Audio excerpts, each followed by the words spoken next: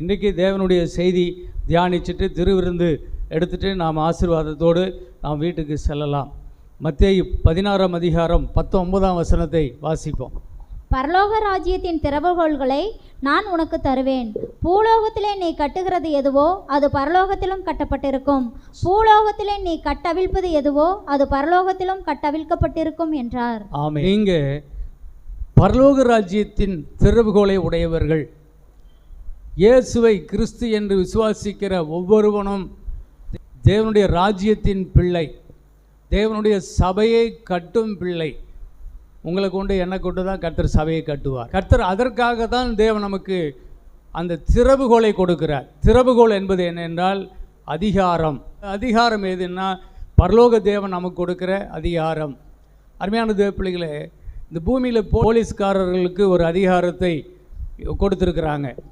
அந்த போலீஸ்காரர்கள் தங்கள் கொடுக்கப்பட்ட அதிகாரத்தை அவர்கள் பயன்படுத்தினால் அவர்களுக்கு இந்த தமிழ்நாடு அரசாங்கம் அவர்களுக்கு எல்லா பாதுகாப்பையும் அவர்களுக்கு கொடுக்கும். அதே போல தான் நாம் தேவனுடைய ராஜ்யம் நமக்கு கொடுக்கின்ற அதிகாரத்தை பயன்படுத்தினால் பரலோகம் நமக்கு எல்லா விதத்திலும் நமக்கு பாதுகாப்பையும் அதிகாரத்தின் ஆசீர்வாதத்தையும் அதனுடைய செயல்பாடுகளையும் நமக்கு முன்பாக நடத்தி காண்பிக்கும். அல்லேலூயா சொல்லுவோமா?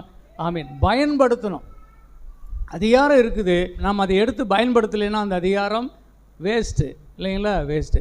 ஆகவே நம்ம அதிகாரத்தை பயன்படுத்தணும். கட்ட உங்களுக்கு அதிகாரம் கொடுக்கிறேன். நீ கட்டுகிறது எதுவோ அது பரலோகத்திலே கட்டப்படும், நீ கட்ட அவிழ்ப்பது எதுவோ அது பரலோகத்திலே கட்டு அவிழ்க்கப்பட்டு இருக்கும் என்று நான் உனக்கு சொல்லுகிறேன் என்று இயேசு சொன்னார். நீதிமொழிகள் 18ஆம் அதிகாரம் 20ஆம் வசனம் 21ஆம் வசனத்தை நான் வாசிக்கும்போது, அவனவன் வாயின் பலனால் அவனவன் வயிறு நிரம்பும். வயிறு நிரம்பும். அவனவன் வாயின் பலனால் அவனவனுக்கு வயிறு நிரம்பும். அப்புறம் அவனவன் உதடுகளின் விளைவினால் அவனவன் திருப்தி ஆவான். ஆமா, அவனவனுடைய உதடுகளின் பலனால் அவனவனுக்கு திருப்தி உண்டாகும். வாயின் பலனால் வயிறு, உதடுகளின் பலனால் என்ன செய்யும்? வாழ்க்கையே திருப்தி ஆகும். அதனால தான் சொல்றாரு, உன் உதட்டை காத்துக்கோ, உன் வாயை காத்துக்கோ. தாவீது சொல்கிறாரு, கர்த்தாவே என் வாய்க்கு காவல் வையம். காவல் வையம். தப்பு தப்பாக பேசிடக்கூடாது. ஆமாம், கர்த்தருடைய பிள்ளைகள் நம்ம நல்ல பேச தெரிந்து கொள்ள வேண்டும். நல்லவர்கள் இல்லையா? நம்ம தேவன் யாருங்க? நல்லவர். அப்போ நல்லவருடைய பிள்ளைகள் எதை தான் பேசணும்? நல்லதை தான் பேசணும். வாயில் கெட்டது வரவே கூடாது. வாயில் கெட்டது வரவே கூடாது. கெட்டது வந்துச்சுன்னா அது அப்படியே நடக்கும், நல்லது வந்துச்சுன்னா அது அப்படியே நடக்கும். வசனம் கூட அப்படி சொல்லுது. படிச்சிருங்க அப்படியே. மரணமும் ஜீவனும் நாவின் அதிகாரத்தில் இருக்கும், அதில் பிரியப்படுகிறவர்கள் அதன் கனியை புசிப்பார்கள். ஆமா, மரணமும் ஜீவனும் இந்த நாவின் அதிகாரத்தில் இருக்கும். அதில் எதில் யார் பிரியப்படுகிறார்களோ அதன் பலனை அவர்கள் அடைவார்கள். நீ மரணத்தின் மேல் பிரியப்பட்டு எப்போ பார்த்தாலும் மரணத்தை பற்றியே பேசி கொண்டிருந்தால் மரணம் உனக்கு என்ன இருக்கும்? ரொம்ப சமீபமாக இருக்கும். மரணத்தை விரும்ப வேண்டாங்க. கர்த்தர் சொல்கிறாரு, நீ ஜீவனை விரும்பு. இல்லையா சொல்லாமா? ஜீவனை விரும்பு. உபாகமம் 30ஆம் அதிகாரம் 19ஆம் வசனத்தில் கர்த்தர் அப்படி தெளிவாய் சொல்லி கொடுத்துருக்கிறார். அதை கூட படிச்சுட்டு போகலாமா? நான் ஜீவனையும் மரணத்தையும் ஆசீர்வாதத்தையும் சாபத்தையும் உனக்கு முன் வைத்தேன் என்று உங்கள் மேல் வானத்தையும் பூமியையும் இன்று சாட்சி வைக்கிறேன். ஆகையால் நீயும் உன் சந்ததியும் பிழைக்கும்படிக்கு நீ ஜீவனை தெரிந்து கொண்டு கர்த்தர் உன் பிதாக்களாகிய ஆபிரகாமுக்கும் ஈசாக்குக்கும் யாக்கோபுக்கும் கொடுப்பேன் என்று அவர்களுக்கு ஆணையிட்டு கொடுத்த தேசத்திலே குடியிருக்கும்படிக்கு உன் தேவனாகிய கர்த்தரில் அன்பு கூர்ந்து அவர் சத்தத்திற்கு செவி கொடுத்து அவரை பற்றி கொள்வாயாக. அவரே உனக்கு ஜீவனும் தீர்க்காயுசுமானவர் என்றான். ஆமென், ஆமென். அவரே உனக்கு ஜீவனும் தீர்க்காயுசுமானவர். ஆசீர்வாதம், நன்மை, ஜீவன், இது மூணும் உனக்கு முன்பாக வைக்கிறேன். அதே மாதிரி இந்த பக்கம் சாபம், தீமை, மரணம், இது மூணும் இந்த பக்கம் இருக்குது. நீ தெரிந்து கொள்ள வேண்டும். எதை தெரிந்து கொள்ள வேண்டும்? நீ ஜீவனை தெரிந்து கொள். வெளியிலே சொல்லாமா? ஜீவன் சொன்னாவே ஜீவனுக்குள்ள ஆசீர்வாதமும் நன்மை, ஜீவன், இதெல்லாம் மூணுமே ஒன்றா வந்துடும். அதனால தான் கர்த்தர் சொன்னார், மரணத்தை தெரிந்து கொள்ளாதே, இந்த கனியை புசிக்கும் நாளிலே சாகவே சாவாய், அது மரணம், அதை நீ தெரிந்து கொள்ளாதே என்று கர்த்தர் தெளிவாக சொல்லி இருந்தும் இந்த ஆதாமும் ஏவாளும் என்ன செய்தாங்க? மரணத்தை தேர்ந்தெடுத்தார்கள். அதை எடுத்துக்கொள்ளும்படி பிசாசு அவர்களை உற்சாகப்படுத்துகிறான். அதில் அவன் அந்த நாவின் அதிகாரத்தில் அதை அவர்கள் எடுத்துக்கொள்ளும்போது அதுதான் அவர்களுக்கு சாவு, தீமை, சாபம், இதெல்லாம் இன்றைக்கு நம்ம கண்ணால் பார்த்து கொண்டு இருக்கிறோம். அருமையான தேவ பிள்ளைகளே, இவ்வளவுலாம் நடந்த பிறகும் மாறிவிட வேண்டும். உன் தேவனாகிய கர்த்தரை சேவி, உன் தேவனாகிய கர்த்தரிட்ட கட்டளைகளை நீ கைக்கொள், அப்பொழுது உனக்கு ஜீவனும் தீர்க்காயுசும் உண்டாயிருக்கும். அல்லையிலே சொல்லுங்க பார்ப்போம். இதில் எந்த மாற்றமே இல்லை. ஆண்டவர் சொன்னதாங்க. நீங்கள் தேவனை விசுவாசித்து இந்த நன்மையை எடுத்துக்கொள்ள வேண்டும். எபேசியர் 2 அதிகாரம் 7 வசனம் சொல்கிறது, அவர் உன்னதத்தில் ஏறி அவர் சிங்காசனத்திலே, தேவனுடைய வலது பார்சத்தில் இருக்கிற சிங்காசனத்திலே அவர் உட்கார்ந்தார். அவர் மாத்திரம் உட்கார்ல, அவரோடு கூட அவர் நம்மையும் எழுப்பி நம்மையும் அவரோடு கூட உட்கார பண்ணினார் என்று எழுதியிருக்கிறது. எபேசியர் 1 அதிகாரம் 20 படிக்கும்போது, எல்லா துரைத்தனத்திற்கும் அதிகாரத்திற்கும் வல்லமைக்கும் கர்த்தத்துவத்துக்கும் இம்மையில் மாத்திரமல்ல மறுமையிலும் பேர் பெற்றிருக்கும் எல்லா நாமத்திற்கும் மேலாய் அவர் உயர்ந்திருக்கத்தக்கதாக அவரை உன்னதங்களில் தம்முடைய வலது பாரசத்தில் உட்காரும்படி செய்து எல்லாவற்றையும் அவருடைய பாதங்களுக்கு கீழ்ப்படுத்தி எல்லாவற்றையும் எல்லாவற்றாலும் நிரப்புகிறவருடைய நிறைவாகிய சரீரமான சபைக்கு அவரை எல்லாவற்றிற்கும் மேலான தலையாக தந்தருளினார். எல்லா துரைத்தனங்கள், அதிகாரங்கள், வல்லமைகள், சிங்காசனங்கள் எல்லாவற்றுக்கும் மேலாக அவரை உயர்த்தி அதிகாரங்கள் எல்லாவற்றையும் அவருடைய பாதத்துக்கு கீழ்ப்படுத்தி வைத்திருக்கிறார். அல்லையிலே சொல்லுங்க பார்ப்போம். அவர் தலையாக இருக்கிறார். அவருடைய சபை சரீரமாக இருக்கிறது. தலை இயேசு என்றால் சரீரம் நானே, சரீரம் நானும் நீயும். சரீரமாகிய நமக்கு கீழே தான், நம்ம பாதங்களுக்கு கீழே தான் இந்த அதிகாரங்கள் இருக்கிறது. அவருடைய பாதங்களுக்கு கீழ்ப்படுத்தினார் என்று சொன்னால் எல்லாவற்றையும் நம்முடைய பாதங்களுக்கு கீழ்ப்படுத்தினார் என்று தான் அர்த்தம். அல்லையிலே சொல்லுவோமா? ஆமீன். சபையானதுக்கு இந்த வசனத்தில் இருக்கிற ஜீவனை புரிந்து கொள்ளணும். நிச்சயமாக இது ஒரு பெரிய வெளிச்சம். உங்கள் மனக்கண்கள் திறக்கப்பட வேண்டும் என்று உங்களுக்காக நான் வேண்டிக் கொள்கிறேன் என்று சொல்லுகிறார். நம்ம எங்கே உட்கார்ந்துருக்கிறோம்? அவர் எப்படி உட்கார்ந்து? அவர் ஜெயம் பெற்றவராக இருக்கிறார். அவரோடு கூட நம்மையும் ஜெயம் பெற்றவர்களாக அவரோடு கூட உட்கார பண்ணி சகலமும் நமக்கு கீழ்ப்படுத்தி இருக்கிறார். எல்லாம் அவருக்கு கீழே வந்துருச்சு. அவர் விசுவாசிக்கிற பிள்ளைகளாகிய நமக்கு நம்மையும் அவருடைய பிள்ளைகளாக்கி எல்லாத்தையும் நமக்கு கீழ்ப்படுத்தி இருக்கிறார். அவர் எப்படியோ அப்படியே நம்மை மாற்றிவிட்டார். அல்லையிலே சொல்லுவோமா? சபையானது ஏற்றுக்கொள்ள வேண்டிய ஒரு முக்கியமான ஒரு சத்தியம், இயேசுவை ஏற்றுக்கொள்கிறோம் என்று சொல்லுகிற பிள்ளையே, நீ இயேசு நமக்காக என்ன செய்து முடித்திருக்கிறாரோ அதையும் நீ அப்படியே ஏற்றுக்கொள்ள வேண்டும். நான் எப்படிங்க அப்படி நல்லா சொல்லிட்டு இருக்கக்கூடாது. குடும்பம், என்னுடைய பணம், என்னுடைய நிலைமை, என்னுடைய ஜாதி, இதெல்லாம் பேசிகிட்டு இருக்கக்கூடாது. கர்த்தருடைய பிள்ளை, அவருக்கு முன்பாக நீ அழகு தான், அவருக்கு முன்பாக நீ மேன்மை தான். ஆமாம், அவருக்கு முன்பாக எல்லாவற்றிலும் நீ சிறந்தவள், சிறந்தவன். ஆமீன். அப்படி தான் கர்த்தர் அவர் பார்க்குறாரு. சோத்திரம். எப்போவுமே நீ உன்னை நீயே பார்க்கக்கூடாது. என்னை கர்த்தர் எப்படி பார்க்குறாரோ அப்படி நாம் பார்க்க பழகணும். அல்லையில சொல்லுமா? அப்போ கர்த்தரை நீ மேன்மையாக பார்க்குறாரு. எவ்வளவு நல்ல ஆண்டவர் அப்படி சொல்லுங்கள். இப்படி நீங்கள் அவரை உணர்ந்துட்டீங்களாவே நீங்கள் அவரை ஆவியோடு உண்மையோடு தொழ ஆரம்பிச்சிருவீங்க. அல்லையில சொல்லுமா? ஆவியோடு உண்மையோடு தொழுவீங்க. ஆமீன். அப்பொழுது வேதம் சொல்லுகிறது, அவர் நமக்கு பிதாவாய் இருப்பார், நாம் அவருக்கு பிள்ளைகளாக இருப்போம். அவர் நமக்குள் வந்து நமக்குள்ளே உலாவி நமக்குள்ளே வாசம் பண்ணி நமக்கு அவர் பிதா, நாம் அவருடைய பிள்ளைகள். அல்லையிலே சொல்லுவோமா? இப்படி தான் அவர் நம்ம கூட வச்சுக்க பார்க்குறாரு. கொஞ்சம் கூட கேப் இல்லாமல், கொஞ்சம் கூட பிரிவு இல்லாமல், அப்படி அவரோடு கூட நல்லா ஃபுல் அண்ட் ஃபுல்லாக அட்டாச்சாக வாழ தேவன் விரும்புகிறார். அல்லையிலே சொல்லுவோமா? ஆமீன். அதனால தான் சோத்திரம். இந்த தலையும் இந்த உடம்பு தனியாக இருக்க முடியுமா? தலை 8 மணிக்கு சர்ச்சுன்னா சரீரம் என்ன செஞ்சிடணும்? சரீரம் வந்து ஒட்டிக்கணும். அல்லையிலே சொல்லுவோமா? சபையானது 8 மணிக்கெல்லாம் வெளியில் இருக்கக்கூடாது, பிச்சுக்கிட்டு வரணும். ஏன்னா என் தலை சபையில் உயர்ந்திருக்கிறது. அவருடைய சபையாகிய சரீரம் எனக்கு இங்கே என்ன வேலை? பிச்சுக்கிட்டு ஓடி வரணும். 4 மணிக்கு எங்கள் வீட்டிலலாம் அலாரம் வச்சு எந்திரிச்சுக்கிறோம், ரெடி ஆகிறோம். அதுக்காக என்ன செய்யணும்? கொஞ்சம் முன்கூட்டியே ஆயத்தமாகணும். கரெக்டாக 10:30 மணிக்கு முடிச்சிடலாம். அதுக்கப்புறம் உங்களுக்கு நிறைய டைம் இருக்குது. வீட்டில் போய் நல்லா என்ஜாய் பண்ணுங்கள். தேவனுடைய நேரத்தை பயபக்தியோடு கடைபிடியுங்கள். ஆமேன். கர்த்தர் உங்களை ஆசீர்வதிப்பார். அன்பான தேவ பிள்ளைகள், எபிரேயர் 11 அதிகாரம் 3 வசனத்தை படிங்க.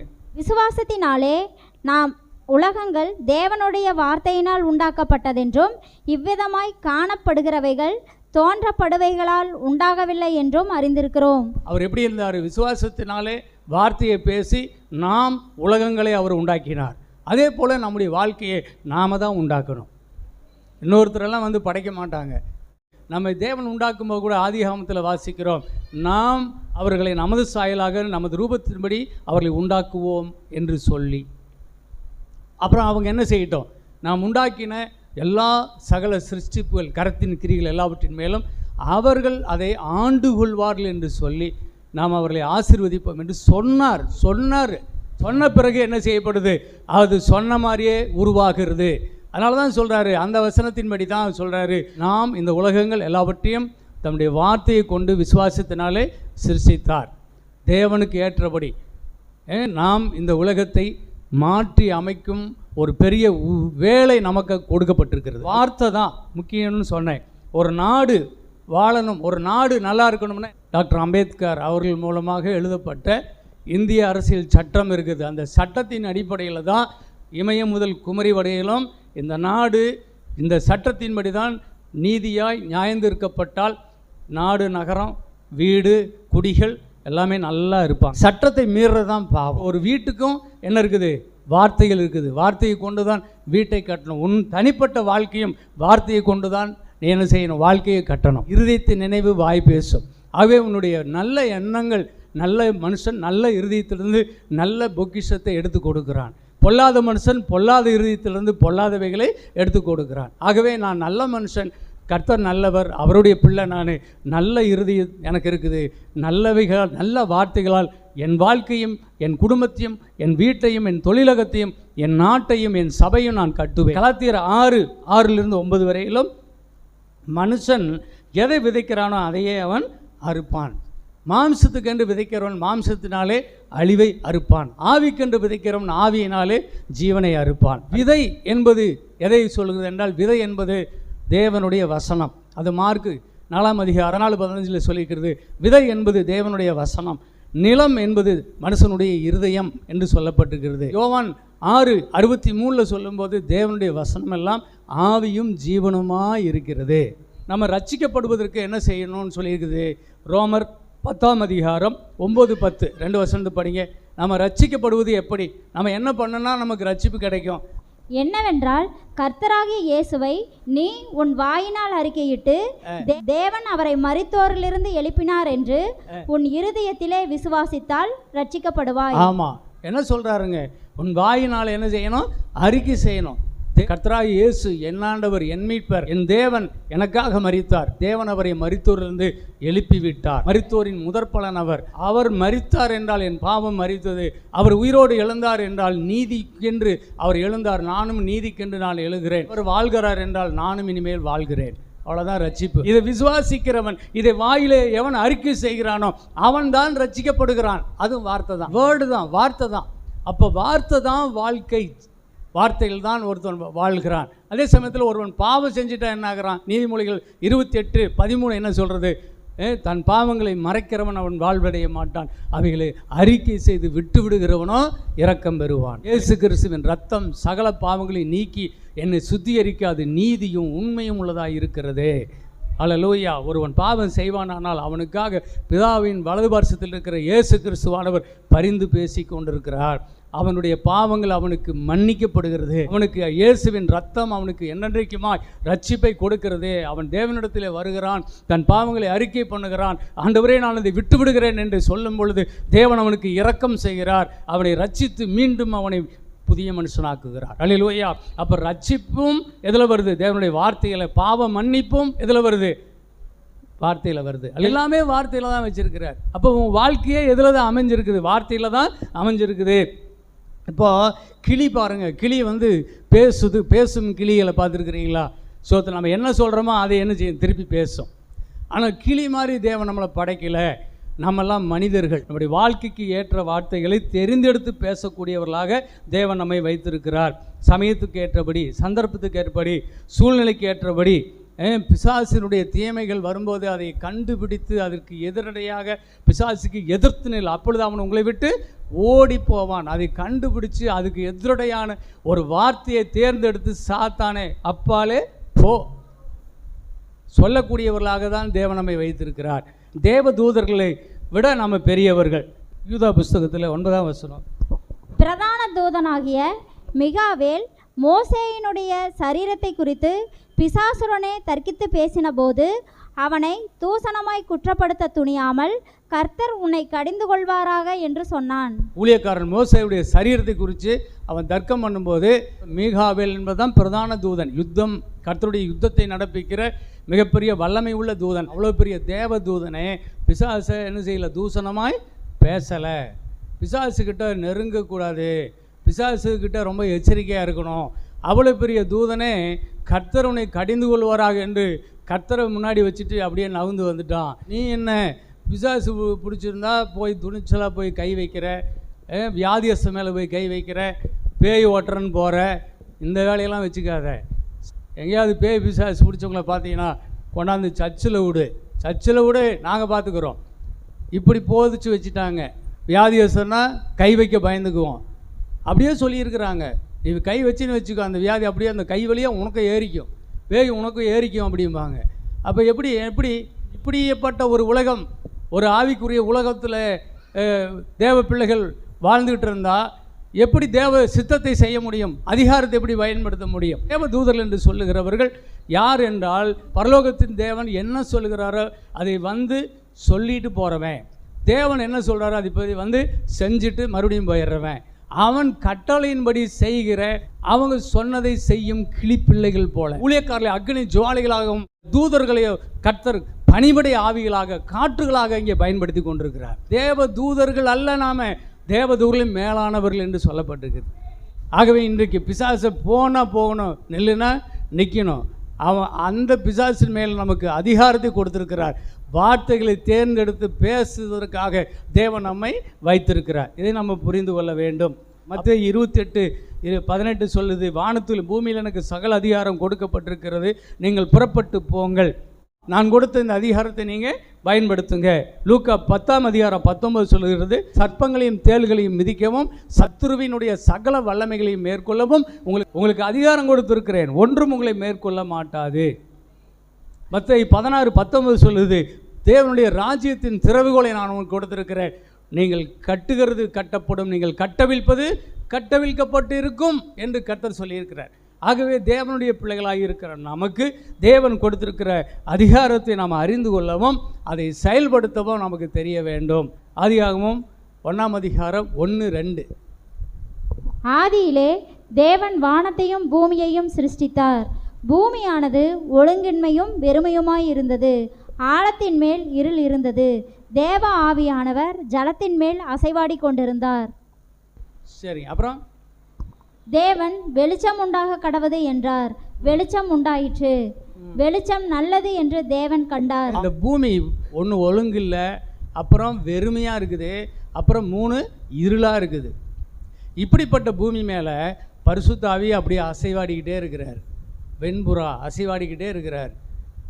எதுவுமே நடக்கலை. எத்தனையோ வருடங்கள் அப்படியா இருக்குது. ஒரு நாள் வார்த்தை வந்தது. வார்த்தையானவர் வந்து ஒரு வார்த்தை சொன்னார், வெளிச்சம் உண்டாக கடவுது. உடனே வெளிச்சம் வருது. பகலும் இரவும் பிரிக்கப்படுது. ஆகாய விரிவு, அதுக்கு ஆகாய விரிவு என்று பெயரிடப்படுது. வெட்டாந்தரைக்கு பூமி என்று பெயரிடப்படுகிறது. திரண்ட சமீர் இருந்த இடத்திற்கு சமுத்திரம் என்று பெயரிடப்படுகிறது. எல்லாமே வார்த்தையில் தான் வருது. விதை தரும் விருட்சங்கள் கனிகள் கொடுக்கும் விதைகள் உண்டாக கடவுது, உண்டாச்சு. மச்சங்கள் உண்டாக கடவுது, உண்டாச்சு. பறவைகள் உண்டாக கடவுது, உண்டாச்சு. அப்போ நீர்வாழ் ஜந்துக்கள் உண்டாக கடவுது. அப்புறம் நிலவாழ் உயிரினங்கள், ஊரும் பிராணிகள் உண்டாக கடவுது, எல்லாம் உண்டாச்சு. ஒழுங்கின்மை, வெறுமை, இருள் உள்ள பகுதி தான் இந்த பிசாசினாலே பாதிக்கப்பட்டு சீரழிந்த இந்த பூமி. ஆனால் அதில் தான் நம்ம ரட்சிக்கப்பட்டு தேவன் நம்மை கொண்டு வந்திருக்கிறார். இப்போ கர்த்தர் இந்த சுவிசேஷத்தை நமக்கு கொடுக்கிறார். இந்த கிறிஸ்துவை நமக்குள்ளே அறிமுகப்படுத்துகிறார். கிறிஸ்துவை நாம் அறிந்து கொள்ளும்போது, ஏற்றுக்கொள்ளும்போது நம்முடைய வாழ்க்கையில் நமக்கு கண் முன்பாகவும் நம்முடைய வாழ்க்கைக்குள்ளும் இருக்கிற இருளை விரட்டி அடிக்கணும், ஒழுங்கின்மையை நீக்கணும், வெறுமையான வாழ்க்கையை நீக்கி போட்டு ஆசீர்வாதமுள்ளதாக மாற்ற வேண்டும். இதையெல்லாம் செய்கிறது என்னன்னா வார்த்தை. என்ன வார்த்தை? இந்த வாயில் வார்த்தையை கொண்டு வந்து நீ எதை பேசுகிறாயோ அதுவே உனக்கு முன்பாக ஒரு நாள் வந்து நிற்கும். ஆராய்ச்சியாளர்கள் சொல்கிறாங்க, இன்றைக்கி உன் வாழ்க்கை முன்னாடி இருக்கிற வெறுமையான ஒரு வாழ்க்கை, வீடு இல்லை, வாசல் இல்லை, நல்ல தண்ணி இல்லை, உணவில்லை, நல்ல வேலை இல்லை, நல்ல வாழ்க்கை இல்லை. இதெல்லாமே என்ன தெரியுமா? உனக்கு முன்னாடி 10 வருஷமாக உனக்கு முன்னாடி உன் பெற்றோர், உன் சந்ததியார் உனக்கு முன்னாடி என்ன பேசி கொண்டிருந்தார்களோ அதுதான் உனக்கு வாழ்க்கையாக இருக்கிறது. அவர்கள் என்ன பேசினாங்களோ அதுதான் இன்றைக்கி உனக்கு வாழ்க்கை. அப்போ நல்ல வாழ்க்கை எப்படி வரும்? நல்ல வார்த்தையை பேசுகிற குடும்பம். அதனால தான் நல்ல குடும்பமானு பாருங்கங்கிறாங்க. போய் பொண்ணுக்கு பார்க்காதீங்கிறாங்க. ஏன்னா அங்கே இஷ்டத்துக்கு பேசுவாங்க. நல்ல குவாலிட்டியான நல்ல மக்கள் மத்தியிலனா அவங்க நல்ல தேர்ந்தெடுத்து பேசுவார்கள். கெட்ட வார்த்தை ஒன்று முன் வாயிலிருந்து புறப்பட வேண்டாம், பகுத்து ஆராயணும். நீங்கள் பகுத்தறிவுள்ளவர்களாக இருந்து உங்கள் வாழ்க்கையில் நீங்கள் வாழ்க்கை எப்படி இருக்க வேண்டுமோ அதற்கு தேர்ந்தெடுத்து பேச வேண்டும். உன்னை சூழ்ந்து இருக்கும் பல விதமான காரியங்கள் மக்கள் இருப்பாங்க. ஆனால் நீ உன்னை மாற்றிக்கொள். நீ யார் என்று தெரிஞ்சுக்கோ. நீ எப்படி புதிதாக்கப்பட்ட புது சிருஷ்டி என்பதை நீ தெரிஞ்சுக்கோ. புதிய மனுஷனை தரித்திருக்கிறாய் என்று தெரிந்துக்கோ. ஆனால் அவன் பேசுகிற மாதிரி நீயும் கெட்ட வார்த்தை பேசிக்கிட்டு அவங்க எப்படி பேசுகிறாங்களோ அதே மாதிரியே தூசணங்களை பேசிக்கிட்டு இருக்கிறது உனக்கு நல்லதில்லை. உன் வாழ்க்கை அப்படியே மாறி போயிடும். இது சத்தியங்க. உன் வாழ்க்கை மாறுறதுக்கு அங்கே போய் தினகரன் ஐயாட்ட ஜெபம் பண்ணிட்டு வரலாமா? மோகன் லாசரிச்சு ஜெபம் பண்ணலாமா? நீ எங்கே வேணால் ஓடு, வாழ்க்கை மாறாது. உன் வாய் மாறினா வாழ்க்கையெல்லாம் மாறிடும். இங்கே மாறணும், உன் நாவு மாறணும். வாயானது நரக அக்னி கொளுத்தப்பட்டிருக்கிறதா இருக்குது. அதனால் காட்டையே எரிக்குது. சின்ன அவயவம் தான் உன் வாழ்க்கையை எரிக்கிறது. உன் வாழ்க்கையை நல்லதாக கட்டி எழுப்புறது எல்லாம் அந்த நாவில் தான் இருக்குது. ஆகவே இந்த நரக அக்னியை தூக்கி எரிஞ்சிட்டு பரலோக அக்னியை உள்ளே வச்சு தேவனுடைய வார்த்தையை பேசுங்கள். வாழ்க்கையை சிறப்பாக கட்டி எழுப்புவீர்கள். இந்த வார்த்தைக்கு கீழ்ப்படிந்தால் தான் வாழ்க்கை வரும். இதை தாண்டி எந்த பிரசங்கம் பண்ணாலும் சரி வராது. நல்லா புரிந்து கொள்ளுங்க. ஆகவே ஸ்தோத்திரம். நீ தான் உன்னுடைய வாழ்க்கைக்கு தீர்க்கதரிசி. உன் வாழ்க்கை எப்படி இருக்க வேண்டும்? உன் மனைவி எப்படி இருப்பட்டவள் இதெல்லாம் இருக்கணும். உன் கணவன் எப்படி இருக்க வேண்டும்? உன் பிள்ளைகள் எப்படி இருக்க வேண்டும்? உன் வீடு எப்படி இருக்கணும்? உன்னுடைய பிள்ளைகள் படிப்பு, அவனுடைய எதிர்காலம், வேலை, திருமணம் எப்படி இருக்க வேண்டும்? உனக்கு ஒரு வாகனம் வேணும், அந்த வாகனம் எப்படிப்பட்டதாக இருக்கணும்? என்ன வாகனம் எல்லாம் செலக்ட் பண்ணுறது நீ தானே. உனக்கு உன்னுடைய பிரயாணம் நல்லா இருக்கணும், உனக்கு போக்குவரத்து நல்லா இருக்கணும், உனக்கு ஒரு உடை வேணும், அந்த உடை எப்படி வேணும்? போனதெல்லாம் எடுத்து போட்டுக்கிறீங்களா? இல்லை தேர்ந்தெடுக்கிறீங்கள? உன் மொழி, எத்தனை மொழி நீ கற்றுக்கணும், தேர்ந்தெடுக்கிறோமில்ல. ஞானம், செல்வம், உனக்கு என்ன வேணும்? உனக்கு தங்கம், வெள்ளி, செல்வங்கள் என்ன வேணும்? உனக்கு எப்படிப்பட்ட வீடு வேணும்? எப்படிப்பட்ட நிலம் வேணும்? கேளுங்கள். அதான் சொல்கிறாரு, கேளுங்கள் அப்பொழுது உங்களுக்கு கொடுக்கப்படும். ஒரே வார்த்தை தான் சொல்லியிருக்கிறார், கேளுங்கள் அப்பொழுது உங்களுக்கு கொடுக்கப்படும். என்ன கேட்குறது? உன் வாழ்க்கைக்கு வேண்டியது நீ கேளுன்னு சொல்கிறார். தேர்ந்தெடு, கேளு. இன்றைக்கி நிறைய சொல்லி கொடுத்துட்டாங்க. ஐயோ எதுவும் கேட்டுறாதீங்க, ஆசீர்வாதத்தை மட்டும் கேட்டுறாதீங்கிறாங்க. அப்புறம் ஆசீர்வாதமே வேண்டாமா? அப்போ என்னத்துக்கு பூமியில் வாழணும்? ரசிக்கப்பட்டவனும் செத்து போய் பரலோகம் போயிட்டால் பிரச்சனை இல்லை. அதுக்கப்புறம் நாம் வாழணும், நமக்கு ஒரு கல்யாணம், நமக்கு குழந்தை குட்டி பிறக்கணும், வீடு மாசும் பிதாக்கள் வைக்கும் சுதந்திரம், புத்தியுள்ள மனைவி, கர்த்தர்களும் ஈவு. அப்போ வீடு மாசி பிதாக்கள் வச்சுட்டு போகணும் இல்லை? இன்றைக்கி எனக்கு ஒரு கவலை இருக்குது. ஆண்டவரே, இந்த வார்த்தை உண்மையானா என் பிள்ளை, என் மகனுக்கு நான் ஒரு வீடும் வாசலும் வச்சு கொடுக்கணும். அவன் பிதாக்கள் கொடுக்குற ஆசீர்வாதம் கொடுக்கணும். அவனுக்கு புத்தியுள்ள மனைவியை நீங்கள் கொடுக்கணும். நான் ஜெபம் பண்ணிகிட்டு இருக்கிறேன். அப்புறம் சும்மா அப்படியே விட்டுட்டு போயிட்டா எப்படி? நம்ம பிள்ளைங்களுக்கு நம்ம பொறுப்பு இல்லையா? அப்போ பொறுப்பாக பேசு. அல்லையே சொல்லுவோமா? பொறுப்பாக பேசு. அப்போ ஒரு நோட்டை வாங்குங்க. உன் மனைவி எப்படிப்பட்டவளாக இருக்கணும் எழுதுங்க. அவளுக்கு என்னென்ன வேணும்னு எழுதுங்க. அவளுக்கு என்னென்ன இல்லை எழுதுங்க. அது வேணும்னு சொல்லி கை வச்சு ஜெபிங்க. உன் வீடு எப்படி இருக்கணும்? உன் நிலம், உனக்கு நிலம் வேணுமா? நிலம் வேணும் எழுதுங்க. எழுதி அதுக்காக சோத்திரம் பண்ணிட்டு வாங்க, ஜெபிச்சுட்டு வாங்க. ஜெபிச்சுட்டு ஒரு நாள் நீ ஜெபிக்கிறது இங்கே இருக்குது இல்லை, இது அப்படியே காதுக்கு வரும். நீ அப்படியே பேசிகிட்டே இருப்ப. ஆள் மனதுக்கு போயிடணுங்க. அதான் சொல்லுது, சப்கான்ஷியஸ் மைண்டுக்கு அது இறங்கிருச்சுன்னா அது உன் வாழ்க்கைக்கு வராமல் போகவே போகாதுன்னு சொல்கிறாங்க. அங்கே போக வரைக்கும் நீ என்ன பேசிகிட்டு இருக்கணும். அப்போ அங்கே போக விடாமல் இருக்கிறதுக்கு தான் என்ன செய்யும்? அதுக்கு தடுக்கிறதுக்கு நிறைய தடைகள் வரும். சூழ்நிலைகள் மாறி மாறி விகாரப்படும். ஆனால் என்ன சூழ்நிலையிலும் வார்த்தையை மட்டும் மாறாதபடி சொல்ல திருப்ப சொல்லிக்கிட்டே இருக்கணும். ஐயோ அதமானேன்னு சொல்லிடக்கூடாது. எல்லா பிரச்சனையும் நடுவில் நாங்கள் வாழ்ந்து கொண்டே இருப்போம். எந்த சூழ்நிலையும் எங்களை மேற்கொள்ள முடியாது. எந்த சூழ்நிலையும் அவர் அன்பில் நின்று என்னை பிரிக்காது காத்து கொள்வார். என்னை நம்பியவர் தந்த பொறுப்பதனை அவர் வரும் வரை காத்து கொள்வேன். என்னை நம்பியவர் தந்த பொறுப்பதனை அவர் வரும் வரை காத்து கொள்வேன். நமக்கு என்ன வேணும் யோசித்து பார்க்கணும், அதை திட்டமிடணும்.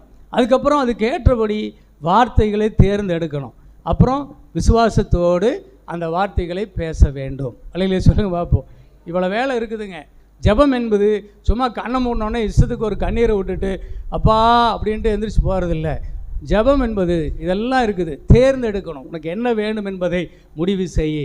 அப்புறம் யோசித்து அதை திட்டமிடு. அதுக்கப்புறம் அதுக்கேற்றபடி வார்த்தைகளை தேர்ந்தெடு. அப்புறம் விசுவாசத்தோடு அதை பேசு. ஒரு ஊழியக்காரர் சொன்னார், ஜெபம் பண்ணேன், 1 மணி நேரம் ஜெபம் பண்ணேன் ஐயா அப்படின்னாரு. அவர் ஒரே வார்த்தை கேட்டார், நீ ஜெபம் பண்ணீங்கள, என்ன வசனம் வச்சு ஜெபிச்சேனார். என்ன வசனம் என்ன வசனம் அப்படின்னு கேட்குறாரு. அவரால் சொல்லவே முடியல. இப்போ 1 மணி நேரம் ஜெபம் பண்ணியிருக்கிற உன் ஜெபத்தில் ஒரு வசனமே வரலையா? அப்போ என்ன தான் சொன்னேன்? பிரச்சனைகளை சொன்னையா? பிரச்சனையை சொல்கிறது ஜெபமா? கர்த்தர் சொல்கிறாரு, எந்த பிரச்சனையை சொல்ல வந்தாலும் அதற்கேற்ற ஒரு வசனத்தை தேர்ந்தெடுத்து பேசினால் என் வார்த்தையை நான் தள்ள மாட்டேன். வார்த்தை வேணுங்க, வார்த்தை வேணும். அந்த வார்த்தையை செயல்படுத்த தான் சக்தி வாய்ந்த பரிசுத்த ஆவியானவர் நமக்குள்ளே இருக்கிறார். ஏசு சொன்னார், பரிசுத்த ஆவி வரும்போது நீங்கள் பலனடைந்து நீங்கள் எல்லா தேசத்திலும் எல்லா இடத்திலும் நீங்கள் எனக்கு சாட்சிகளாக இருக்க முடியும். அப்போ பரிசுத்த ஆவியில் நிறைந்து அவர்கள் பேசினார்கள். அந்த வார்த்தை அங்கே நிலைத்தது. அல்லேலூயா, கிரியை செய்தது. அப்போ இன்றைக்கி எதுக்கு பரிசுத்த ஆவி? எவ்வளோ பேர் பரிசுத்த ஆவி பெற்றிருக்கிறீங்க, அந்நிய பேசுகிறீங்க, தேவனுடைய பிள்ளைகள் அக்னியாக மாறி இருக்கிறீங்க. ஆனால் எவ்வளோ பேர் நீங்கள் அந்த பரிசுத்த ஆவியில் நீங்கள் பேசும்போது ஆவியானவர் அதை நடப்பிப்பார் என்று எத்தனை பேர் அறிஞ்சிருக்கிறீங்க? பவுல் அதை திட்டமாக சொல்கிறாரு, நாங்கள் எதை பேசுகிறோம் அதை ஆவியானவர் நிறைவேற்றுகிறார். பரிசுத்த ஆவியானவர் நிறைந்து பேசினான் அந்த மந்திரவாதியை பார்த்து. அப்போ உடனே ஆவியானவர் அவன் மேலே இறங்கினார். அவன் மப்பும் மந்தாரமும் அவன் மேல் விழுந்தது. அவன் குருடனானான். அவன் கைலாவு கொடுக்கிறவங்களை தேடினான். பரிசுத்த ஆவிக்குள்ளே நிறைஞ்சு பேசுங்கள் தேவ பிள்ளைகளை. உங்கள் வாயின் வார்த்தை இருதயத்தின் தியானம் கர்த்தருக்கு பிரீதியாக இருக்கட்டும். நீங்கள் அப்படிப்பட்டவர்கள் சாதாரணமானவர்கள் அல்ல. நீங்கள் சாதாரணமானவர்கள் அல்ல. ஆகவே அதை நீங்கள் புரிந்து கொண்டு பேசுகிறவர்களாக இருங்க. ஏசாயா 40ஆம் அதிகாரம் 12ஆம் வசனம். ஆண்டவர் ஆவியானவர் எப்படிப்பட்டவர்? அவர் எவ்வளோ பெரியவர், நம்மளையெல்லாம் விட பெரியவருங்க. நம்முடைய சிந்தை நம்முடைய யோசனையிலேயே கடவுள் இப்படி ஒரு சின்ன டப்பாக்குள்ளே வச்சு அடைச்சிடக்கூடாது. அவர் என்னங்க பண்ணுவார் நம்ம பண்ணுறதுக்கு அப்படின்னு சில பேர் ஆண்டவர் மேலே ஐயோ அவர் பாவங்க அப்படிங்கிறாங்க. அவரை விட என் பாவம் பெருசுங்க அப்படிங்கிறாங்க. என்னோடய குமுறல் பெருசு, என்னுடைய பிரச்சனை பெருசுங்கிறாங்க. ஆனால் கர்த்தர் எவ்வளோ பெரியவர் தெரியுமா? அதை படிங்க. தண்ணீர்களை தமது கைப்பிடியால் அளந்து வானங்களை ஜானளவாய் பிரமாணித்து பூமியின் மண்ணை மரக்காலில் அடக்கி பர்வதங்களை துலாக்கோலாலும் மலைகளை தராசாலும் நிறுத்தவர் யார்? ஏசாயா 40:12 அவர் எப்படிப்பட்டவர்? தண்ணீரை கைப்பிடியால் அளந்து போடுகிறவர், வானங்களை ஜானளவாய் பிரமாணித்து அளக்கிறவர், பூமியின் மண்ணை மரக்காலால் அடக்கிறவர். மரக்கால்னா என்னங்க? இது வீட்டில் அரிசி அளந்து போடுறோம் இல்லைங்க, படி, மரக்கால் படி வச்சு அளந்து போட்டுருவாராமா. பர்வதங்களை துலாக்கோலால் அவர் அளக்கிறாரு. பர்வதங்கள்னால் உயரமான மலைகள். அது எவ்வளோ நீளங்கிறத நமக்கு தெரியாது. இமயமலை எவ்வளோ உயரம் இல்லைங்களா? ஆண்டவர் அதை ஒரு துலாக்கோலால் அளந்து போடுவார். மலைகளை தராசால் நிறுத்தி போடுவார். இவ்வளோ பெரிய மலையாக இருக்குது. அது அவர்கிட்ட ஒரு தராசு இருக்குது. அது எவ்வளோ எடைன்னு போட்டு சொல்லிடுவாராம். அப்போ ஆண்டவர் எவ்வளோ பெரியவர் என்று பாருங்கள். ஆகவே அவர் என்னங்க பண்ணுவார்? அப்படி இல்லை, அவர் உனக்கு எல்லாம் பண்ண முடியும். அவரால் கூடாத காரியம் எதுவும் இல்லை. நம் மாம்சமான யாவருக்கும் நான் தேவன், என்னால் செய்ய முடியாத அதிசயமான காரியம் ஒன்று உண்டோ என்று கேட்கிறார். அவரால் எல்லாம் முடியும். விசுவாசிக்கணும். அவர் எப்பவுமே பெருசாக ஆராதிக்கணும், பெருசாக பார்க்கணும். அவர் பெருசாக பார்க்கணும். அவர் நல்லவர், கிருபை உள்ளவர், இரக்கம் உள்ளவர். ஒன்றுமே இல்லாத என்னையே அவர் எனக்காக வந்து என்னை நினைத்தார். மனுஷனை நினைக்கிறதுக்கு, அவனை விசாரிக்கிறதுக்கு அவன் எம்மாத்திரம். என்னை நினைத்தார், என்னை மறுபடியும் அவர் தூக்கி எடுத்தார். கிருபையினால் மகிமையினால் முடிசூட்டினார். தன்னுடைய கரத்தின் கிரியில் எல்லாவற்றின் மேலும் என்னை அதிகாரியாக வைத்திருக்கிறார். இது எப்போ உள்ளே வருதோ அப்போ தாங்க நீங்கள் செயல்பட தொடங்குவீங்க. அப்போ அன்றைக்கு ஆதாம் ஏவாளும் பிசாசுடைய வார்த்தைகளை கேட்டாங்க, ஒன்றும் இல்லாமல் போயிட்டாங்க. பிசாசுடைய வார்த்தைங்கிறது என்னங்க? அதுக்குள்ளே அவன் தேவனுடைய வார்த்தையவே பொய்யை அப்படின்னு சொல்கிறான். நீ சொல்கிற மாதிரி இல்லை, கர்த்தருடைய வார்த்தை அவர் சொல்கிற மாதிரியெல்லாம் நடக்காது, நீங்கள் தேவர்களை நீங்கள் ஆல்ரெடி நீங்கள் தேவர்கள் தான். இப்போ கூட நான் சொல்கிறேன், நீங்கள் தேவர்கள், தேவனுடைய வார்த்தையை பெற்றுக்கொண்ட நீங்கள் தேவர்கள்.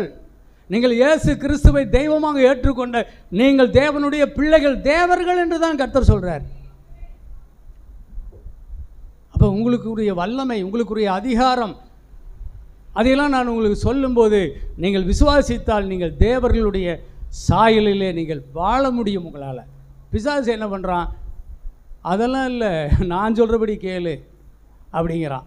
தேவனுடைய ரூபத்தை அவன் நம்மகிடத்தில் அது இல்லைன்னு சொல்கிறான், நம்ம பழிக்கிறான், நம்மை பரியாசம் பண்ணுறான். சிலர் நிச்சயமாக பாருங்கள், இதெல்லாம் நடக்குங்களா ஐயா? அவர் பேசுவார், பால் பாஸ்டர் வசனத்தை பேசிட்டு போவார், எனக்கு ஏற்றதாக இது இல்லை, நான் அதுக்கெல்லாம் தகுதி இல்லை. நீ என்ன தகுதி? உன்னை என்ன தகுதியை எதிர்பார்க்கறது? எந்த தகுதியும் இல்லாதவர்களுக்கு தேவனே பார்த்து ஒரு கிருபையாக கொடுத்தா அதுதான் தகுதி. அல்லேலூயா. இந்த தகுதி தேவனால் உண்டாகி வருது. அவரை என்னை தகுதிப்படுத்தி இருக்கிறார். அல்லேலூயா. அவருக்கு முன்பாக என்னை விசேஷமாய் பார்க்கிறார். அது சொல்கிறார், உன்னை நான் முத்திரை மோதிரமாய் பார்க்கிறேன், என் பார்வைக்கு நீ அருமையாக இருக்கிறாய்.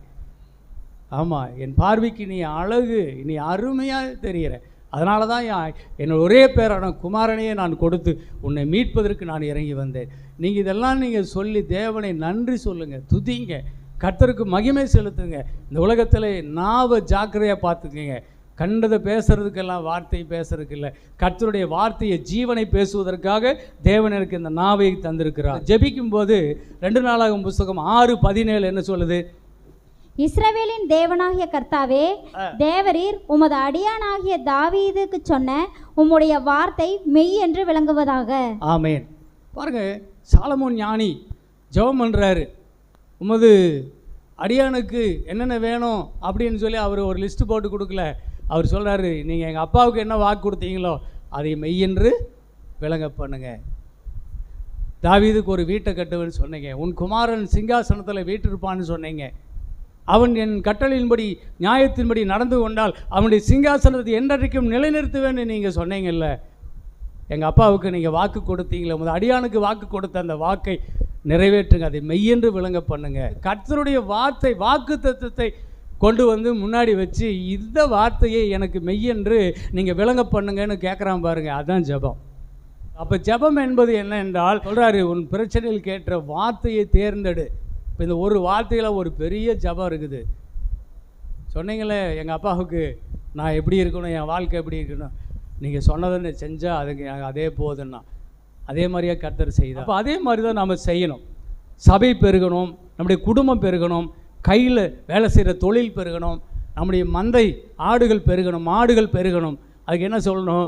1:11 சொல்லுது, நீ இப்பொழுது இருக்கிறதை பார்க்கலாம் 1000 மடங்கு அதிகமாகும்படி உங்கள் பிதாக்களின் தேவனாய கர்த்தர் உங்களுக்கு சொல்லியிருக்கிறபடியே உங்களை ஆசீர்வதிப்பார். என் சபை எப்படி இருக்கணும்? இது இப்போ இப்படி இருக்குது, இதே மாதிரி 1000 மடங்கு அதிகமாகும்படி நீங்கள் சொன்னீங்க, உங்கள் வார்த்தையை மெய்யென்று விளங்க பண்ணுங்க. போதும், அவ்வளோதான் ஜெபம். இதுக்கு மேலே என்ன வேணும்? ஆமாம், உன் குடும்பம் பெருகணும், உன் குடும்பம் சின்னதாகிடக்கூடாது. நீ பெருகுவாய், நீ சிறுகுவதில்லை, நீ குறுகி போகுவது இல்லை என்று கர்த்தர் சொன்னீங்கல்ல. அப்போ நான் பெருகும்படி செய்யும். என் மந்தை பெருகட்டும், என் ஆடு மாடுகள் பெருகட்டும், என்னுடைய குழந்தைகள் பெருகட்டும், என் கர்ப்பத்தின் கனிகள் பெருகட்டும், உன் சந்ததி பெருகட்டும், உன் வம்சம் பெருகட்டும். ஆமீன். இப்பொழுது இருக்கிறதை பார்க்கல நான் பெருகுவேன். நீ அதை சொல்லணும். மலடியை பிள்ளைத்தாட்சியாக்கி அவளை வீட்டில் மகிழ்ந்திருக்க பண்ணுகிற கர்த்தர் என்னை பெருக பண்ணுவார். நான் பெருகுவேன். பெருக்கமெல்லாம் இங்கே வரணுங்க, இருதயத்தில், வாயில் வரணும். விசுவாசம் வார்த்தையில் வந்துச்சுனாவே விடுதலை வரும். யாரோ ஏதோ சொல்கிறாங்க, போய் கண்ணீர் விட்டு வருவேன் இல்லை. ஆண்டவரே, நீங்கள் இதை சொன்னீங்க, இதை நிறைவேற்றுங்க, சொன்னதை நிறைவேற்றுங்க, மெய்யென்று விளங்க பண்ணுங்க. அதுதான் ஜெபம். யோசுவா 24:15 சொல்லியிருக்கிறாரு, குடும்பம் ஆத்துமாக்கள் ரட்சிக்கப்படணும். நிறைய குடும்பத்தில் கணவன்மார்கள் இன்னும் ரவுடிகளா, விக்கிரகாராதனைக்காரங்களா, அடிக்கிறவங்களாம் இருக்கிறாங்க. சில வீட்டில் பெண்கள் இன்னும் ரட்சிக்கப்படல, விக்கிரகாராதனை பண்ணிகிட்டு இருக்கிறாங்க. சில வீட்டில் பிள்ளைங்க பசங்க கீழ்படுகிறதில்ல, ஆண்டவருக்குள்ளே வரல. என்ன பண்ணலாம்? என்ன பண்ணலாம்? இந்த வசனத்தில் சொல்லியிருக்கிறது யோசுவா 24:15 சொல்லுது, கர்த்தரை சேவிக்கிறது உங்கள் பார்வைக்கு ஆகாததாய் கண்டால் பின்னை யாரை சேவிப்பீர்கள் என்று இன்று தெரிந்து கொள்ளுங்கள். நதிக்கு அப்புறத்தில் உங்கள் பிதாக்கள் சேவித்த தேவர்களை சேவிப்பீர்களோ? நீங்கள் வாசம் பண்ணுகிற தேசத்து குடிகளாகிய எமோரியரின் தேவர்களை சேவிப்பீர்களோ? நானும் என் வீட்டாருமோ வென்றால் கர்த்தரையே சேவிப்போம் என்றான். அவ்வளோதான் ஜெபம். கடைசி ஒரு வார்த்தை மட்டும் எடுத்துக்குங்க. இஸ்ரவேல் முழுவதும் மனம் திரும்புதலுக்கு அன்றைக்கு யோசுவா ஒரே ஒரு வார்த்தை தான் சொன்னார், நீங்கள் யாரை சேவிக்க போகிறீர்கள்? பாகாலையா கர்த்தரையா? நீங்கள் யாரை சேவிப்பீர்கள்? நீங்களே தீர்மானம் எடுங்கள். ஆனால் நான் உங்களுக்கு சொல்கிறேன், நானும் என் வீட்டாரும் என்றால் கர்த்தரையே சேவிப்போம். அதை சொல்லணும். ஆண்டவரே, என் புருஷன் குடியாரன், என் புருஷன் தப்பான ஆள் அப்படி சொல்லிகிட்டு இருக்கிறத விட, என் மனைவி சரியில்லை, அவள் ஒரு போக்கா போயிட்டுருக்கிறா அப்படி சொல்லிகிட்டு இருக்கிறத விட, பிள்ளைகள் மோசம்னு சொல்லிட்டு இருக்கிறத விட, போகிற ஜெபக்கூட்டத்திலாம் நம்ம உட்காந்து கதையாக பசங்களை பற்றி பிள்ளைகளை பற்றி எழுதி அந்த பாஸ்டர் கையில் கொடுத்துட்டு, அவர் 50 பேர் நடுவில் உட்காந்துக்கிட்டு அந்த குடும்பத்தில் இருக்கிற அந்த பையன் இப்படி இருக்கிறானாமா அப்படின்னு அவர் பிரசங்கம் பண்ணி ஜெபம் பண்ணுவோம் அப்படின்ட்டு இருக்கக்கூடாது. அது சொல்கிறதுக்கு அதெல்லாம் நல்லதில்லை. சொல்கிறாரு, நீ சொல்லு, நானும் என் வீட்டாரும் என்றால் கர்த்தரை தான் சேவிப்போம். நீ சொல்லிட்டு வா. அப்போஸ்தலர் புத்தகம் 16:31 சொல்லுது, ஆண்டவன்மாரே நாங்கள் என்ன செய்யட்டும் என்று கேட்ட பொழுது அவர் சொல்கிறார்கள், நீ கர்த்தராகிய இயேசு கிறிஸ்துவை விசுவாசி, அப்பொழுது நீயும் உன் வீட்டாரும் ரட்சிக்கப்படுவீர்கள். ஓம் விசுவாசம், உன்னுடைய விசுவாசம், உன்னுடைய நல்லொழுக்கம், உன்னுடைய விசுவாசத்தில் கர்த்தருக்குள் காட்டுகிற மன உறுதி, உண்மை எல்லாத்தையும் பார்த்துட்டு, விசுவாசத்தில் உன்னுடைய அன்பை பார்த்துட்டு, உலகத்தில் இருக்கிற எந்த பெண்ணுக்கிட்டையும் இல்லைடா இது, உலகத்தில் எத்தனையோ பெண்கள், ஆனால் நீ எல்லாவற்றிலும் விசேஷித்தவளாக இருக்கிறாயே, எப்படி குணசாலியாக இருக்கிறாயே, எப்படி நீ கும்பிட்ற சாமி, அதை பார்த்து அவன் திருந்துவானாமா. 1 பேதுரு 3ஆம் அதிகாரத்துலேயும் அதான் சொல்கிறாரு, ஸ்திரீயானவள் அவள் தன்னுடைய சரீரத்தில் அலங்கரிப்பு முத்துக்களால் விளையாடப்பட்ட வஸ்திரங்களால் தங்களை அலங்கரியாமல் தன் உள்ளத்திலே மறைந்திருக்கிற ஆவிக்குரிய உன்னதமான அந்த அலங்கரிப்பு அன்பு என்னும் ஆவியை அலங்காரமாய் வைத்து அதை நிறைய பேருக்கு பாருங்கள் அன்பு இருக்கும், புருஷன் மேலே அன்பு இருக்கும், ஆனால் காட்டிக்கவே மாட்டாங்க. அதில் இவங்களுக்கு ஒரு இது. ஆனால் அதே மாதிரி ஆண்களும் அப்படி தான். ஆண்கள் ரொம்ப இருப்பாங்க, உள்ள அன்பு இருக்கும், ஆனால் ஒரு துணி கூட காட்டிக்க மாட்டாங்க. அப்படியே சிங்கமாட்ட வரைச்சி பார்க்கறது, அடிமை மாதிரி நடத்துறது, அதெல்லாம் இல்லைங்க. அவர் சொல்கிறார், இருதயத்தில் மறைந்திருக்கிற அந்த உன்னதமான நல்ல குணம் அதுவே உனக்கு அலங்காரமாக இருக்கட்டும். அதை எடுத்தாங்க பூர்வ காலத்தில் ஸ்திரீகள், அதை எடுத்தாங்க பூர்வ காலத்தில் புருஷர்கள், அதை எடுத்தாங்க, பயன்படுத்தினாங்க.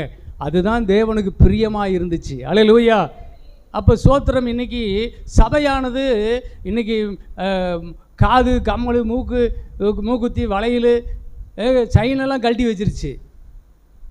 அதெல்லாம் அலங்காரம் இல்லை. ஆனால் இதுக்கு உள்ளே இருக்கிறதில்ல கொடூரமான குணம், பேய் குணம், அதை மட்டும் மாற்றிக்கவே இல்லை.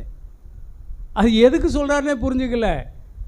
நீ இதையெல்லாம் அலங்காரமாக நீங்கள் மயிரை பின்னிக்கிட்டு அலங்காரத்தை காட்டுறதை விட உள்ளத்தில் மறைந்திருக்கிற அந்த குணத்தை வெளியே கொண்டு வா. அப்பொழுது உன் புருஷன் ரட்சிக்கப்படுவான், உன் வீட்டார் ரட்சிக்கப்படுவாங்க. அதுக்கு நான் ஒரு முன்மாதிரி. நானும் என் வீட்டாரும் என்றால் கர்த்தரை சேவிக்கிறோம், நாங்கள் முன்மாதிரியாக இருக்கிறோம். அவர்கள் கர்த்தர் சமூகத்தில் நின்னாங்க பாருங்கள், ஜனங்க எல்லாரும் வந்தாங்க, கர்த்தருக்குள்ளே எல்லாரும் வந்தாங்க. நாங்களும் என்று வந்தார்கள். சரிங்களா? ஆதியாகமம் 7:1 சொல்கிறது, நோவா நீயும் உன் வீட்டாரும் இந்த பேழைக்குள்ளே பிரவேசியுங்கள், இந்த சந்ததியிலே உன்னை நான் நீதிமானாக தெரிந்து கொண்டேன். ஒரு மனுஷன்தான், ஆனால் கர்த்தர் ரட்சிப்பு கொடுக்கும்போது என்ன சொல்கிறாரு? அவன் வீட்டாரையே உள்ளவர் சொல்கிறாரு. அல்லைங்களே, சொல்லுங்க பார்ப்போம். அப்போ அதுதான் கர்த்தர். ஆபிரகாம் வேண்டிக்கிட்டான், லோத்துவை விட்டுறாதீங்க ஆண்டவரேன்னு. அங்கே லோத்துவை மட்டும் இல்லை, லோத்து மனைவி 2 பசங்க, அவங்களையும் கூப்பிடுறாரு. இன்னும் கேட்குறாரு, இன்னும் இந்த ஊரில் உங்களுக்கு யார் இருக்கிறா, எல்லாரையும் கூப்பிடு. அதுதான் கர்த்தர். அப்போ நீ மட்டும் வந்துட்டு உன் பிள்ளைங்களெல்லாம் அப்படியே போட்டுன்னு நரகத்துக்கு போட்டுன்னு விடுறதில்ல. கர்த்தர் நீயும் உன் வீட்டாரும் ரட்சிக்கப்படுவீர்கள். மைண்டில் இது உள்ளே வரணும், உள்ளத்தில் வரணும். நான் இயேசுவை ஏற்றுக்கொண்ட என்னையும் என் குடும்பம் முழுவதையும் கர்த்தர் பேழையிலே கொண்டு வருவார். இதுதான் கர்த்தர், அவருடைய குணாதிசயம் அப்படிதான். சிலருடைய என்ன நான் ஒருத்தி ரட்சிக்கப்பட்டு என்ன நடக்க போகுது ஆண்டவரே, இந்த காலத்தில் இனிமே வந்து நான் என்ன பண்ண போகிறேன், அதை பக்கத்து வீட்டில் அவளை கூட்டிகிட்டு போங்க சர்ச்சுக்கு அப்படிங்கிறாங்க. ஏன்? நம்பிக்கை இல்லை. நீ விசுவாசித்தால் உன் குடும்பமே விசுவாசிக்கும். அல்லேலூயா சொல்லுமா. நீ புறப்படு, நீ நேரத்தில் கடவுளுக்கு புறப்படு, கர்த்தருடைய ஆலயத்துக்கு வா, நீ சரியான நேரத்தில் வீட்டில் பாய் போடு, ஜெபம் பண்ணு, தேவனை துதிக்கிறவளாய் நீ மாறு, நீ உன் வீட்டையே ரட்சித்துக் கொள்வாய். நீ கர்த்தருக்குள்ள முன்னாடி போ. சேனைகளின் கர்த்தர் உனக்கு முன்பாக போகிறார். நீ அவருக்கு முன்பாக நீ பயந்து உத்தமனாயிரு, அப்பொழுது உன் வீட்டையே உத்தமமாய் மாட்டிடுவேன். அதான் விஷயம். ரட்சிப்பு எப்படி வரும்? ரட்சிப்பு எப்படி வரும்? நானும் என் வீட்டாரும் என்றால் கர்த்தரையே சேவிப்போம். இப்போ பயம் நீங்கவருக்கு என்ன செய்யணும்? 1 கொரிந்தியர் 2:16 சொல்லுது, கிறிஸ்துவனுடைய சிந்தையை உங்களுக்குள் இருக்க கடவுதே. கிறிஸ்துவின் சிந்தையில் பயமே இல்லைங்க. கிறிஸ்து யாரை கண்டு பயப்படலை. 2 தீமோத்தேயு 1:7 சொல்லுது, தேவன் நமக்கு பயமுள்ள ஆவியை கொடாமல் அன்பும் தெளிந்த புத்தியும் உள்ள ஆவியே நமக்கு கொடுத்துருக்கிறார். அவர் சொல்கிறார், பயமுள்ள ஆவியை நான் கொடுக்கல அப்படிங்கிறார். அப்போ கிறிஸ்துவின் சிந்தைக்குள்ள பயம் இல்லை. சங்கீதம் 34:4 சொல்லுது, நான் கர்த்தரை தேடினேன், அவர் எனக்கு செவி கொடுத்து என்னை எல்லா பயத்துக்கும் நீங்களாக்கி என்னை ரட்சித்து கொண்டார். சங்கீதம் 27:1-3 சொல்லுது, கர்த்தரின் ஜீவனின் பலன், நான் யாருக்கு அஞ்சுவேன், யாருக்கு பயப்படுவேன்? ஆமென். எனக்கு விரோதமாய் ஒரு பெரிய பாளையமே இறங்கி வந்தாலும் நான் பயப்பட மாட்டேன். நான் இதிலே நம்பிக்கையாக இருப்பேன். எதில்? கர்த்தரின் ஜீவனின் பலன். கர்த்தரின் ஜீவனின் பலன், இதிலே நான் உறுதியாக இருப்பேன். உம்மாலே ஒரு சேனைக்குள் பாவேன், உம்மாலே ஒரு மதிலை தாண்டுவேன். அது ஒரு பயமாக இருக்குது. அப்படி பயத்தை சொல்லிக்கிட்டு இருக்கிறது இல்லை, நடுக்கமாக இருக்குது, திகில் பிடிக்குது, இந்த பிரச்சனை அப்படி சொல்லலாம் அவருக்கு தெரியாதா? நிறைய பேர் அதைத்தான் சொல்லிகிட்டு இருக்கிறாங்க. பயத்தை சொல்லிட்டு வந்தால், போய் அழுதுட்டு வந்தால் சரியாக போயிரு. அழுதா சரியாகாது. பயத்தை சொல்லி அழுகாத. பயத்துக்கு எதிரடையாக தேவனுடைய வசனத்தை கொண்டு வா. அதே மாதிரி சுகத்துக்கு, அதே மாதிரி செழிப்புக்கு பேசு. செழிப்புக்கு கர்த்தருடைய வார்த்தையை பேசுங்க. உபாகமம் 28:12 சொல்லுது, உன் தேசத்தில் ஏற்ற காலத்திலே மழை பெய்யும், ஆசீர்வாத மழை பெய்யும், அப்போ நிறைய விளையும். அப்போ என்ன செய்ய? நீ நிறைய உன்னுடைய களஞ்சியங்களை விரிவாக்கி எடுத்து கட்டுவே. அப்பொழுது ஜாதிகளுக்கு நீ கடன் கொடுப்ப, நீ கடன் வாங்காதிருப்பாய். நீ கீழாகாமல் மேலாவாய், வாளாகாமல் தலையாவாய். நீ தசமமாக கொடுக்கும்போது சும்மா கொடுக்கக்கூடாதுங்க, இந்த வார்த்தையை சொல்லணும். என் ஆலயத்தில் ஆகாரம் உண்டாயிருக்கும்படி தசம பாகங்களை கொண்டு வந்து கொடு அப்படிங்கிறார். அப்படி கொடுத்தா வானத்தின் பலகணிகளை திறப்பேன், இடங்கொள்ளாமல் போக மட்டும் உன்மேல் என் ஆசீர்வாதத்தை வர்ஷிக்க பண்ணுவேன் என்று சொன்னீரே. இந்த வார்த்தை மெய் என்று விளங்க பண்ணும். சொல்லாமல் காணிக்க போடக்கூடாது, பாசு கேட்குறான்னெல்லாம் கொடுக்கக்கூடாது. நீ வாயின் வார்த்தைகளை நல்லபடியாக வாயின் வார்த்தைகளை அறிக்கை பண்ணி கொடுக்க வேண்டும். அப்படி தழும்புகளால் நான் சுகமானேன் என்று சொல்லணும். எந்த வியாதி இருந்தாலும் சரி, சோத்ரா அவருடைய தழும்பு என்னை சுகமாக்கி இருக்கிறது. அல்லேலூயா. டாக்டர் ஹாஸ்பிட்டலுக்கு போனால் என்ன செய்வாங்க? அது ஒரு மெடிக்கல் ரிசல்ட்டு தருவாங்க. அவ்வளவு இருக்கும். இத்தனை வியாதி உனக்கு இருக்கா அப்படின்னு சொல்ல வைக்கும். ஆனால் இங்கே பைபிளில் ஜபத்தில் முட்டி போட்டு பைபிள் கையில் எடுத்தால் அவர் சொல்கிறாரு, அவருடைய தழும்புகளால் நீ சுகமானாய், சுகமானாய், நான் சுகமானேன். அங்கே போனால் கட்டு 10,000 கட்டு கயிறு போட்டு இறுக்கி குறவளையும் நசுக்கி போடுறவன் டாக்டரு. இங்கே வந்தால் பைபிளில் சுகமானாய், கட்டவிழ்கிறார். அல்லேலூயா. எது நமக்கு லூஸ் பண்ணுது, எது நம்முடைய வாழ்க்கையினுடைய கட்டை அறுக்கிறது, கயிறை அறுக்கிறது, குறவளையை நசுக்கிற, வாழ்க்கை சங்கிலியை உடைக்கிறது என்றால் தேவனுடைய வார்த்தை. வார்த்தை எடுத்துக்கொள், வார்த்தை எடுத்துக்கொள், வார்த்தை எடுத்துக்கொள். அதற்கேற்ற ஒரு வார்த்தையை தேர்ந்து எடுத்து அதை உன் நாவில வைத்து அதிகாரத்தோடு நீ பேச தொடங்காமல் உன் வாழ்க்கைக்குள்ளே ஒரு அற்புதம் நடக்காது. நாவின் அதிகாரம் அதுதான். அப்போ பேச முடியும், மரணத்தை பேச முடியும், ஆனால் அதை பேசாதே. கர்த்தர் சொல்றாரு, ஜீவனை தெரிந்துடு, ஜீவனை பற்றி பேசு. நீ எப்படி இருக்க வேண்டும் நீ பேசு. நான் பேசுறதில்ல, நீ பேசு. அங்கே போனால் பாஸ்டர் தீர்க்க தரிசனமாக பேசுவார், அதான் எனக்கு வாழ்க்கை. இல்லை இல்லை, நீ பேசு. உனக்கு உன் வாழ்க்கைக்கு நீ தான். நீ யாராக இருக்க வேண்டும், எப்படி விடுதலை வேண்டும், உனக்கு எப்படி ஆசீர்வாதம் வேண்டும், நீ பேசு. நீ பேசி பேசி சுதந்திரம் எடுத்துக்கோ. கர்த்தர் உன்னை ஆசீர்வதிப்பார். அல்லேலூயா. ஆமென்.